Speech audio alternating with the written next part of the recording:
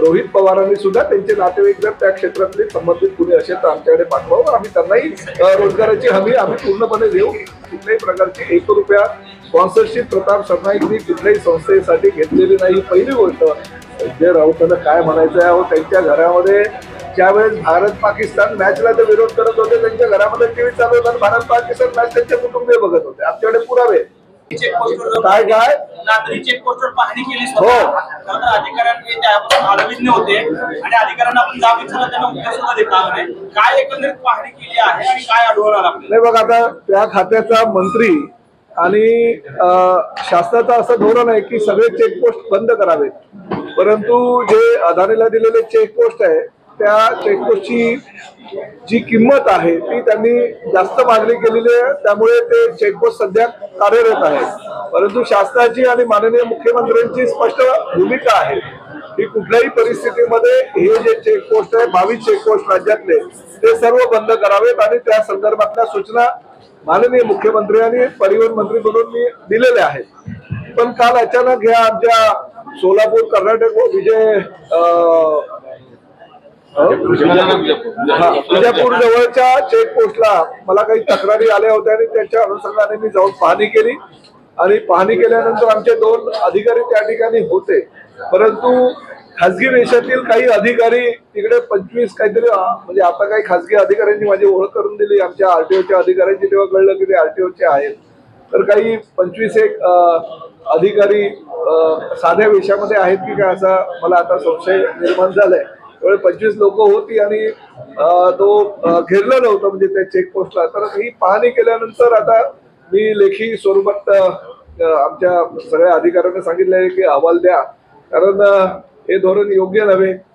माननीय मुख्यमंत्री माननीय दोन्ही उपमुख्यमंत्र्यांनी असे निर्देश दिलेले आहेत की चेकपोस्ट सगळे राज्यातले रद्द करावेत आणि अशा परिस्थितीमध्ये परिवहन मंत्री त्या जागेवर जाऊन पाहणी केल्यानंतर काही गोष्टी जर निदर्शनास आल्या असेल तर माझ्या खात्याचे अधिकारी कसं काय काम करतायत त्या संदर्भातला अहवाल घेणं माझं कर्तव्य होतं, म्हणून मी त्यांना तसा अहवाल द्यायला सांगितलेलं आहे। सर, खरं तर त्या ठिकाणी बरेच बेकायदेशीर काम तिथे होत असतात, कारण जे वजन असतं जे काही तुम्हाला शासनाला महसूल मिळाला पाहिजे तो बुडवण्याचं काम अधिकारीच करताना सातत्याने पाहायला मिळतात, त्यावर काही तक्रारी आलेल्या आहेत।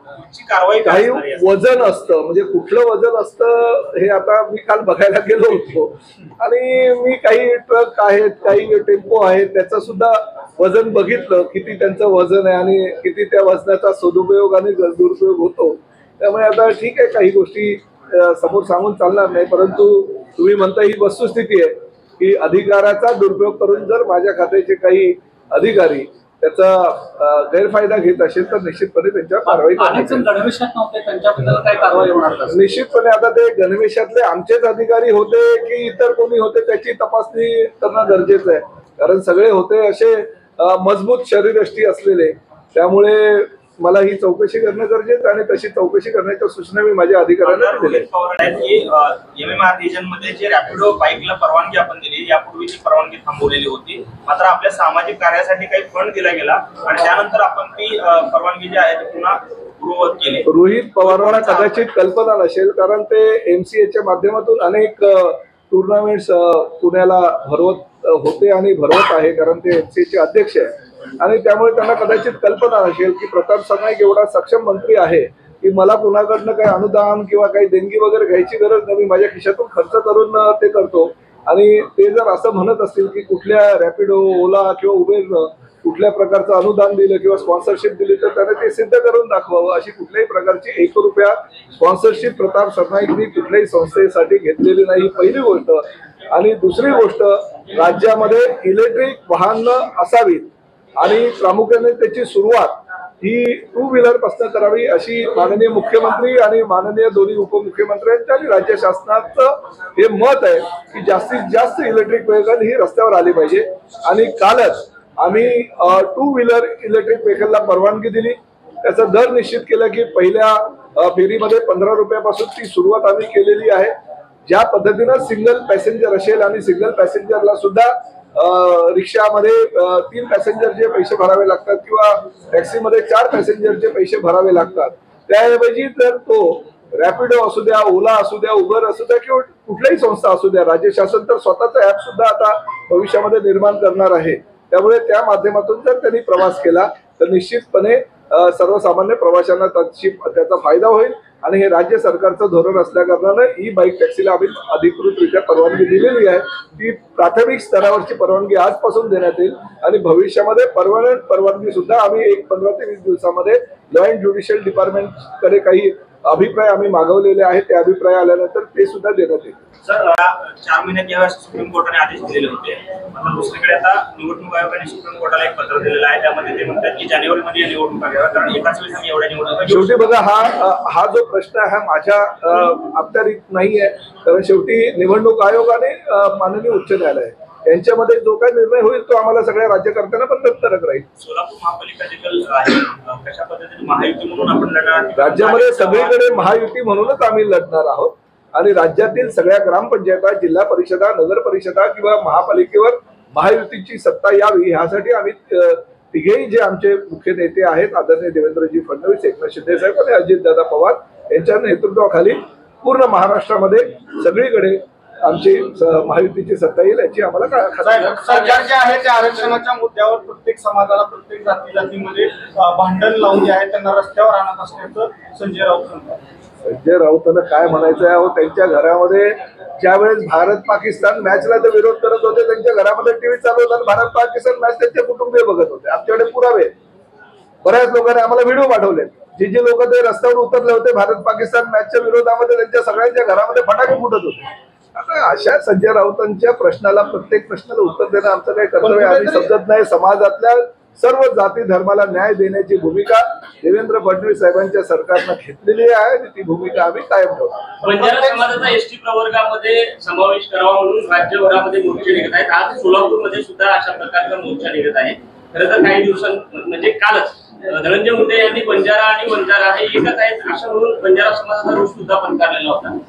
सरकार म्हणून काय भूमिका असणार? नाही बघा, सरकार म्हणून हे मी फक्त सोलापूरचा संपर्क मंत्री, परंतु हे निर्णय घेण्याचे अधिकार मुख्यमंत्री आणि दोन्ही उपमुख्यमंत्र्यांचे आहे. आणि लोकशाहीमध्ये भले मराठा समाज असू द्या, कुणबी समाज असू द्या, ओबीसी समाज असू द्या, एसटी असू द्या किंवा बंजारा समाज असू द्या, बंजारा प्रत्येक समाजाला लोकशाहीमध्ये आपल्या अधिकारासाठी रस्त्यावर उतरण्याचे अधिकार प्रदान केलेले. त्यामुळे प्रत्येक जण हा आपल्या आपल्या समाजासाठी रस्त्यावर उतरतो.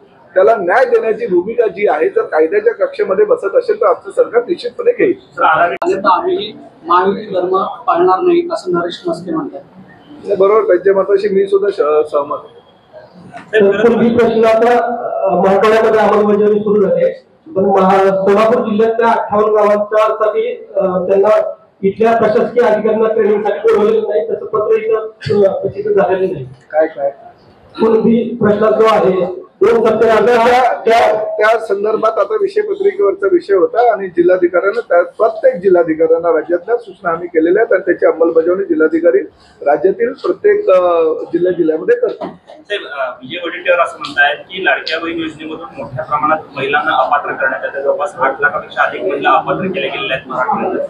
आणि दुसरीकडे राज्याला खड्ड्यात आणि बर्बाद करण्याचं काम जे आहे ते सरकार विद्यमान सरकार करते. आता विजय वडेट्टीवार विरोधी पक्षाचे सदस्य त्यांच्याकडनं काय चांगल्या भावना आम्ही अपेक्षित करणार आहे मला सांगा. आता ते ज्या भागातून निवडून आले त्या भागामध्ये ते लाडक्या बहिणींनी त्यांना काय मतदान केलं नसणार का? आणि ही गोष्ट सुद्धा वस्तुस्थिती नाकारता येत नाही की जर त्या चुकीच्या पद्धतीनं कुणी लाडक्या बहिणींच्या योजनेचा गैरफायदा जर काही महिलांनी घेतला असेल तर ते चुकीचं आहे. घरामध्ये 4-4, 5-5 महिलांनी लाडक्या बहिणीच्या योजनेचा गैरफायदा घेतला. शासकीय स्तरावर काही महिला भगिनी आमच्या आहेत, त्या नोकरीला असताना सुद्धा शासनाकडे त्यांनी लाडक्या बहिणी योजनेचा हा गैरफायदा घेतलेला अनेक आमच्याकडे काही गैरफायदा घेतल्याच्या तक्रारी आहेत. आणि ज्यांनी चुकीचं केलं असेल तर निश्चितपणे त्याच्यावर शासन तर असे दोषी कोणी असेल तर त्याच्यावर कारवाई करणारच. राज्यभरामध्ये विशेषतः धाराशिव असेल, सोलापूर त्याच्या कॉन्टॅक्टवरती पाहायला मिळते का उपसरपंचानं आत्महत्या या सगळ्या जाचाला संचालन केलेली आहे. ही वस्तुस्थिती आहे. मी कालच धाराशिवच्या जिल्हाधिकाऱ्यांशी बोललेलो आहे आणि आता जिल्हाधिकारी सुद्धा, सोलापूरचे जिल्हाधिकारी सुद्धा या ठिकाणी आहे. मुंबईमध्ये जसं लेडीज बारचं पेव फुटलं होतं तशाच पद्धतीनं राज्यातील ग्रामीण भागामध्ये ह्या लोककला केंद्राचं पेव फुटलेलं आहे. आणि अशा प्रकारे सर्वसामान्य गोरगरीब शेतकऱ्यांच्या मुलांना बर्बाद करण्याचं त्या लोककला केंद्राच्या माध्यमातून काही कामं होत आहेत. म्हणजे त्याचंच उदाहरण दिलं तर गेल्या आठवड्यामध्ये एका उपसरपंचानं केलेली आत्महत्या हे नाकारता येणार नाही. अशा प्रकारे जर लोककलाच्या नावाखाली कुणी जर गैरफायदा घेत असेल आणि वेश्या प्रवृत्तीला जर काही उत्तेजन देण्याचा प्रयत्न जर कुणी काही करत असेल तर निश्चितपणे राज्याचा जबाबदार मंत्री म्हणून किंवा राज्य सरकार बिलकुल अशा लोकांना पाठीशी घालणार नाही. लोककला आहे ती जिवंत राहिली पाहिजे कारण ती महाराष्ट्राची संस्कृती आहे. पण लोककला केंद्राच्या नावाखाली जर असे चुकीच्या पद्धतीचे काही व्यवहार जर करत असतील तर मी जिल्हाधिकाऱ्यांना आता सूचना देतो. धाराशिवच्या जिल्हाधिकाऱ्यांना सुद्धा मी पालकमंत्री असल्या कारणाने सूचना केलेल्या आहे की असे बेकायदेशीर चालणारे लोककला केंद्र ज्यातून गैरफायदा घेतला जातो आणि शेतकऱ्याच्या मुलांना देशोधडीला किंवा शेतकऱ्यांना देशोधडीला लावण्याचं काम जर होत असेल तर ते ताबडतोब बंद करा, त्यांच्यावर कारवाई करा. जुने जे परवानगी दिलेले आहेत ते परवाने सुद्धा रद्द करा. आता पोलीस आयुक्तांना सुद्धा मी तशा सूचना केलेल्या आहेत आणि त्याचबरोबर एसपीने सुद्धा मी सूचना तशा केलेल्या आहेत. नाही असं मी म्हणणार नाही. शेवटी ही महाराष्ट्राची लोककला जी आहे ती सुद्धा जिवंत ठेवणं हे आमचं कर्तव्य आहे कारण ती राज्याची संस्कृती आहे आणि संस्कृतीचा नावाखाली जर कोणी व्यभिचार करत असेल वेश्या व्यवसाय चालत असेल तर ते बंद करणं आमचं शासन म्हणून कर्तव्य आहे आणि शासन पूर्णपणे कठोर कारवाई अशा प्रवृत्तीच्या विरोधामध्ये आहे. आम्ही सगळ्या जिल्हाधिकाऱ्यांना सगळ्या पोलीस आयुक्तांना सगळ्या एसपींना तशा सूचना आजच मी दिलेल्या आहेत आणि भविष्यामध्ये सुद्धा ज्या ज्या ठिकाणी असे गैरप्रकार चालू आहे ते ताबडतोब बंद करावेत कारण शेवटी शेतकऱ्यांना वाचवणं हे आमचं कर्तव्य आहे. शेतकरी जगला तर सर्वसामान्य जनता जगेल. त्यामुळे शेतकऱ्यांना देशोधडीला लावणारे जर कृत्य कोणी करत असेल तर त्याच्या विरोधामध्ये राज्य शासन संबंधित सगळ्या अधिकाऱ्यांना आदेश पारित करेल. मोठ्या प्रमाणात वाचलाय. जूनच्या अखेरीस 8,55,397 कोटी रुपयांपर्यंतचा कर्ज आहे तो राज्यावरती झालेला आहे. लोकप्रिय योजनाच्या घोषणा झाल्या त्याच्यामुळे बघा राज्य शासन सक्षम आहे आणि लोकप्रिय योजना ह्यापूर्वीच्या काही सरकारनं केलेल्या नव्हता. ज्या वृत्तपत्रामध्ये ही बातमी आज आलेली आहे किंवा ते प्रकाशित केलेली आहे त्या वृत्तपत्राचे मालक राज्यामध्ये सत्तेवर होते तेव्हा काय हा बोजा नव्हता का? परंतु मुख्यमंत्री म्हणून देवेंद्र फडणवीस आणि एकनाथ शिंदे अजितदादा पवारांच्या नेतृत्वाखालचं हे सरकार अतिशय चांगल्या प्रकारचं काम सक्षम सरकार देण्याचं काम आमच्या 237 आमदारांना घेऊन करत आहे आणि राज्याच्या विकासाचा धोरण अतिशय चांगलं इन्फ्रास्ट्रक्चर या राज्यामध्ये देण्याची भूमिका राज्य शासनाची आहे. कर्जाची कुणीही काळजी करू नका. कर्ज भरायला सुद्धा राज्य सरकार सक्षम आहे. मागणी केलेली की भाजपचा घ्यावा तो सेनेकडे द्यावा.